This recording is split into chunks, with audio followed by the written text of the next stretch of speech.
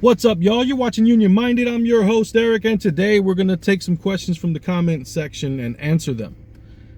I've been trying to respond to the comments as best as I can, and every now and again you guys drop some pearls of questions that trigger thought processes, and then I want to answer them. And so I got a couple questions to answer for you today.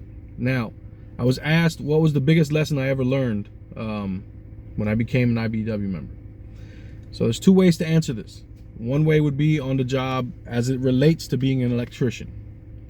And I would say that that lesson is even bigger than just as it relates to being an electrician, because you can apply it across all aspects of your life. And that is measure twice, cut once. When you're running conduit, you're determining the length of the conduit you need, and you measure it and you mark it.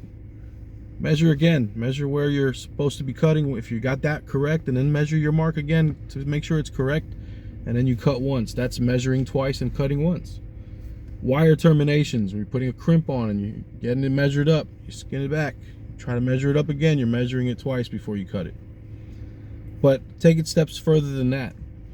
You're in class and you've got your test in front of you, and you're reading the question, and you think of the answer. Work it back through the question again, make sure that you're confident in the answer, and then write it down. You're measuring twice before you cut. You're doing math on a circuit, you're determining resistance for a parallel circuit. You do your math, you come up with an answer, double check it, plug it into the numbers, double check, make sure it's right, and then place that answer on the answer key, measuring twice and cutting once. So you can see how you can apply that lesson across the board. Secondly, the second thing that I can apply to my biggest lessons was that you don't need permission to do positive work and represent your local union positively in the community. You don't need permission. A lot of times we'll have ideas and we'll want to do things, and we won't know how we're going to get them done. And so we'll go to those who are in positions to know how to do it and who have the answers. But for whatever reason, you get the now's not the time to do that, and people will stop and be like, oh well, they know better, now's not the time to do that. What I've learned is that the time is now for everything. If you have an idea that you want to do in your community, the time is now for that, and you don't need permission. You just need to start working on it. People will come to help out. You need to ask. Volunteers, they'll come and help. But don't ask for permission. Ask for help with it. You get further that way. So that's the two lessons that I learned. Measure twice, cut once, and you don't need permission to be a good union sibling. You just do it. That was for those questions. Another question was asked to me. It said, what's the best way to answer in an interview for the IBEW? What's the best way to answer the question, what do I think it means to be an electrician?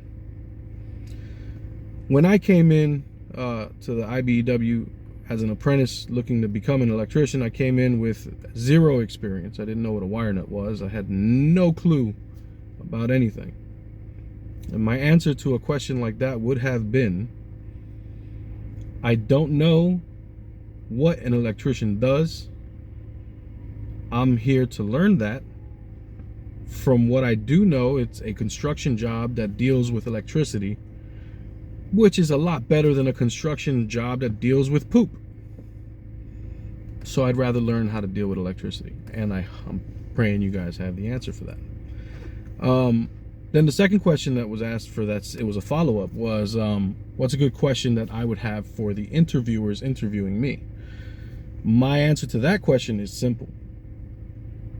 If I'm accepted into this program, this unbelievable opportunity, what do you guys advise me to do to be the very best and be able to take the most advantage of this opportunity, to be able to learn how to do this job and do it to the best of my ability so I can represent this organization as best as possible?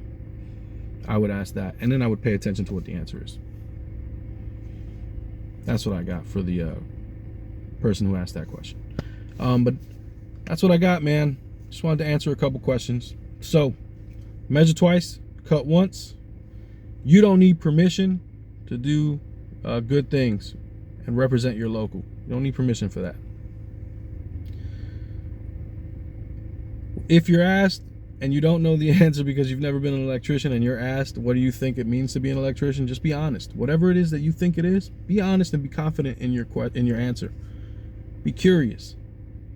Questions to ask the interviewers, anything that relates to learning the job would be good. All right. You guys have a good one. I hope this helped on this dreary Thursday. It's raining out here in Virginia, but we're gonna do the best we can, as we always do. Y'all remember, the fight is not left and right, it's up and down. It's gonna take class solidarity to win always. Each one teach one, get out there and reach one. And remember, there can be no union without you and I front and center. Peace out.